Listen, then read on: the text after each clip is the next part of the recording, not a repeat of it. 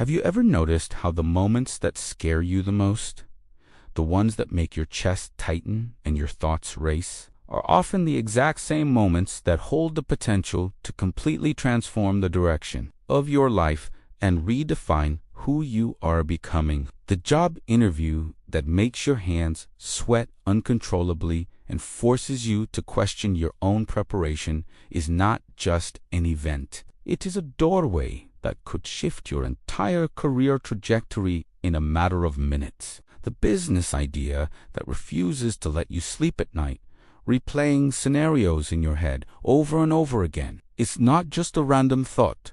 It is a signal that something inside you is demanding expansion. The message you are afraid to send, the call you hesitate to make, the opportunity you keep postponing because it feels overwhelming, all carry a weight that goes far beyond the immediate discomfort you are trying to avoid. What if I told you that fear is not the enemy you have been trying to escape from your entire life, but rather the hidden engine that has been waiting for you to learn how to control it? What if fear is not a wall standing in your way, but a reservoir of raw, explosive energy that can be redirected into unstoppable momentum the moment you decide to use it differently? Most people spend years, sometimes decades, attempting to eliminate fear completely from their lives, as if it were a flaw in their personality or a weakness that needs to be addressed.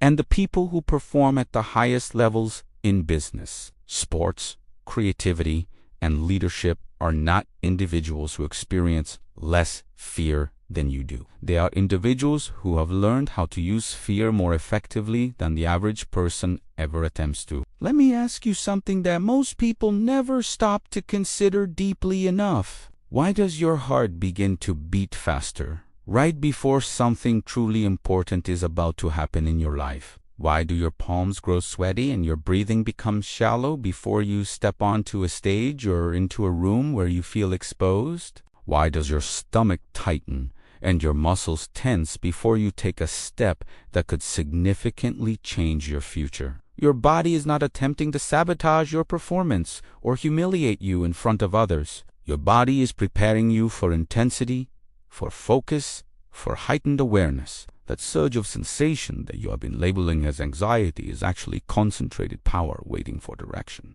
The same chemical reaction that can push you into panic can just as easily push you into peak performance if you decide to reinterpret it. Adrenaline does not understand the difference between danger and opportunity, because its job is not to judge, but to amplify whatever situation you are stepping into. So the real question is no longer, how do I eliminate fear from my life so I can finally feel safe? The real question becomes, how do I aim this surge of energy in a direction that benefits me instead of freezing me? Think carefully about your own past experiences and the moments that shaped you the most. Every major breakthrough you have ever experienced likely began with a wave of fear that tempted you to retreat. The first day you walked into a new school environment where you knew no one. The first time you drove a car alone without supervision. The first time you pursued something that people around you doubted. Fear was present in every single one of those milestones. But so was growth, expansion, and a new level of capability that you did not previously possess. The problem most people face is not fear itself, but the interpretation of fear as a command to stop. They feel it rise in their chest and immediately assume it is a warning sign that they are not ready. They freeze, they hesitate, they retreat back into familiar territory, and they convince themselves that waiting is wisdom. High performers, on the other hand, interpret the same sensation as a green light, signaling that something meaningful is at stake. If it scares me, it must matter deeply to my future. If it scares me, it likely holds potential that comfort could never provide. If it scares me, it is stretching my identity beyond its current limits, and stretching is the mechanism of growth. Let me share a story that illustrates this dynamic clearly and personally. There was a moment when I was presented with an opportunity that appeared ideal on the surface, offering more visibility, higher stakes, and a larger platform than anything I had handled before. Instead of feeling purely excited, I felt an intense wave of fear that nearly convinced me to decline. My mind immediately generated catastrophic scenarios where I would fail publicly, disappoint expectations, and expose every insecurity I secretly carried. That internal voice whispered that I was not ready and that stepping forward would only confirm my inadequacy. But then a realization surfaced that shifted everything. The magnitude of my fear was directly proportional to the magnitude of the opportunity in front of me. The larger the opportunity, the louder the fear became, almost as if they were tied together. Fear scales with importance because you are never terrified of things that carry no significance. You do not panic about brushing your teeth or tying your shoes because those actions do not challenge your identity or future. Fear only emerges when something meaningful is at risk, when growth is possible, and when your current self might evolve. So instead of asking why you are so afraid, a more powerful question emerges. Why does this matter so deeply to me? That single shift transforms fear from a thread into a compass that points toward expansion. Fear feels paralyzing because your brain is wired primarily for survival rather than achievement. Thousands of years ago, fear ensured that humans reacted instantly to physical danger, increasing their chances of staying alive in hostile environments. Today, however, you are rarely facing physical predators, yet your brain reacts to social and professional risks as if they were life-threatening. Your nervous system treats rejection like extinction and treats failure like permanent exile. But in reality, failure is not extinction. It is feedback, adaptation, and courage, therefore, is not the absence of fear, but the willingness to move while fear is present and vocal. You do not wait for fear to disappear before acting. You act while fear rides beside you, refusing to hand it control of the steering wheel. One powerful strategy is to relabel what you are experiencing instead of automatically calling it anxiety. When your heart races and your breathing shifts, tell yourself that you are excited, activated, and prepared rather than afraid. Research shows that your brain responds differently when you reinterpret physiological sensations, even if the sensations themselves remain identical. Your racing heart means oxygen is flooding your system to support performance.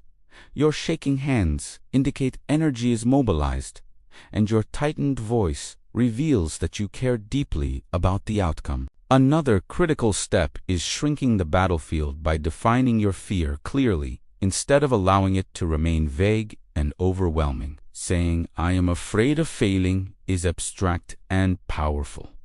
But specifying exactly what failure would look like makes it manageable. What is the worst realistic outcome, and how would you respond if it occurred? When you write it down and analyze it logically, most fears lose their exaggerated intensity and reveal themselves as survivable scenarios. Fear can also be used as a trigger for preparation rather than avoidance. If you are afraid of speaking, practice relentlessly until skill replaces insecurity. If you are afraid of launching your project, deepen your research and sharpen your strategy. If you are afraid of not being good enough, commit to the training required to elevate your competence. Avoiding fear does not create safety. It creates a limitation and reinforces the belief that fear should control you. Each time you retreat, you teach your brain that fear equals stop, strengthening the cycle. Each time you advance despite fear, you teach your brain that fear equals growth, gradually rewiring your response. Social fear, particularly the fear of judgment, holds countless people hostage because belonging feels essential to survival. Yet the reality is that most people are too consumed by their own insecurities to analyze yours as closely as you imagine. Criticism is often fleeting, and public attention shifts rapidly. But regret, has a way of lingering for years. Fear creates temporary discomfort, while regret creates long-term dissatisfaction that echoes in quiet moments. Confidence is not a trait you are born with. It is evidence accumulated through repeated action in the presence of discomfort. Every time you confront something that scares you and survive, you gather proof that you are capable. Over time, this evidence compounds and reshapes your identity into someone who acts rather than hesitates. Failure itself is simply an outcome you did not prefer, not a verdict on your worth or potential. Successful individuals fail more frequently not because they are less competent, but because they attempt more often and expose themselves to more opportunities. If you only act when success is guaranteed, you will act rarely, and growth will remain limited. Imagine what your life could look like if fear no longer dictated your decisions. Imagine the conversations you would initiate, the opportunities you would pursue, and the risks you would take if fear became fuel instead of a barrier. Time does not pause while you wait to feel ready, and opportunities do not remain available indefinitely. Readiness is created through action, not through endless contemplation. When you move forward despite fear, you not only transform yourself, but you also inspire others to do the same, because courage is contagious. Energy cannot be destroyed, only redirected, and the energy of fear can either manifest as panic or performance, depending on your choice. Unstoppable individuals are not fearless. They are conditioned to act before doubt grows dominant. Start with something small that intimidates you slightly and commit to completing it within the next 24 hours. Prove to yourself that fear is uncomfortable but not fatal, and collect that evidence as a foundation for bigger challenges. Eventually, you will realize that fear never truly vanished, but you became stronger, more resilient, and more decisive than it. The life you desire, the growth you crave, and the impact you dream about are all positioned beyond the boundary of your comfort zone. Stop attempting to eliminate fear and begin training it as a source of power. Stop interpreting it as a warning to retreat and start recognizing it as an invitation to expand, because the only direction that leads to transformation is forward, through the very discomfort you have been trying to avoid.